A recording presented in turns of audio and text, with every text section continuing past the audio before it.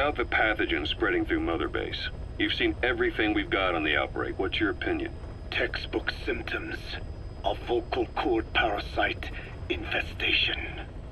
And judging from this casualty list, it is the Kikongo strain, meaning a breed of parasite that triggers symptoms upon detecting pronunciation specific to Kikongo. So our Kikongo-speaking staff are at risk? Quite so. He's right. All the victims do speak Kikongo. So they can survive if they just use another language? There is no guarantee. You're only dealing with the Kikongo strain. Other language strains may be present. You well know he was teaching them languages from all over the world. The Devil's House. Nzoya Badiabulu. There is no way to know how many strains he has at his disposal. So how do we keep them from becoming symptomatic? You mentioned using microbes. Use this. A type of Wolbachia, introduced to a sample of the parasite. Wolbachia? A parasitic bacteria that colonizes the parasites, turning male to female and preventing copulation. You must cultivate more. What have you done with the infected bodies? Cremated to stop the spread of infection, but we did keep a few for study. Good. Take this sample, grind it to a pulp, and introduce it to the larvae now nesting in the dead. The Wolbachia will multiply rapidly within those larvae. They're soldiers, not some petri dish. Conventional cultivation methods will take too long. Extract the Wolbachia from those larvae and vaccinate your men. Kikongo speakers first. This is the fastest, surest way. No one is to speak a word of Kikongo until the Wolbachia are safely inside them. I will instruct your medical staff in detail on site. You have the appropriate facilities. Yes, but do not worry. I made a pact with your bit de Cholone on the honor of the Dene. I speak no lies.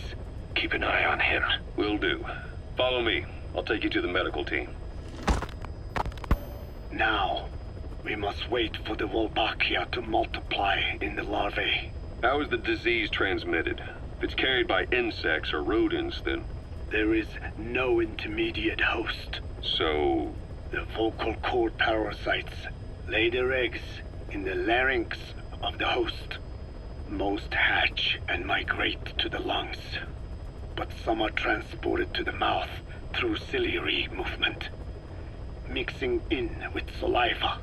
Saliva. Droplet transmission. Sneezing, coughing. Any food or water containing infected saliva. It would spread fast. Indeed. And when the larvae migrate to the lungs, symptoms can resemble the early stages of a cold, making it easy to infect others. Meaning a simple conversation would be enough to pass it on. All right, so what happens after the larvae migrate to the lungs? It is as I said before. They mature by feeding on alveolar tissue. It is only then that noticeable symptoms appear in the host. And by that point, it's too late. He's infected everyone else. It's one hell of a weapon you've created. That is what Blag Anna wanted. Something that would spread easily. In truth, he's not the reason. But we will discuss that another time. The Wolbachia have multiplied. We're preparing to extract them and begin vaccinating. But is this really the only way? Sure, it'll prevent infection, but the cost? You would rather remove their vocal cords? No. Tactical communication's a linchpin of what we do. What if we were to ban the use of Kikongo? Insufficient. First, there's no guarantee that only the Kikongo strain is here. Second, there is the matter of how the parasites lay their eggs.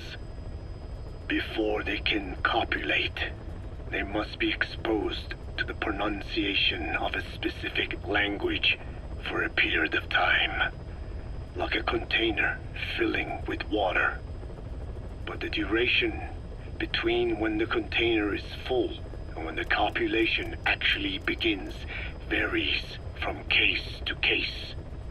In other words, even if the infected stop speaking as a countermeasure, it may already be too late.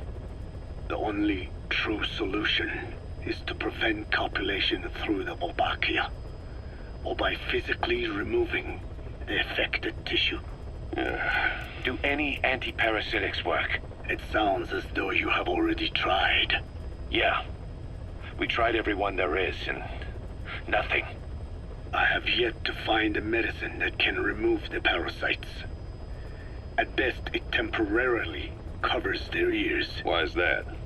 Because the parasites are companions to us. To remove them inevitably harms the host. Companions? More than you think. And this is why the human immune system cannot eliminate them.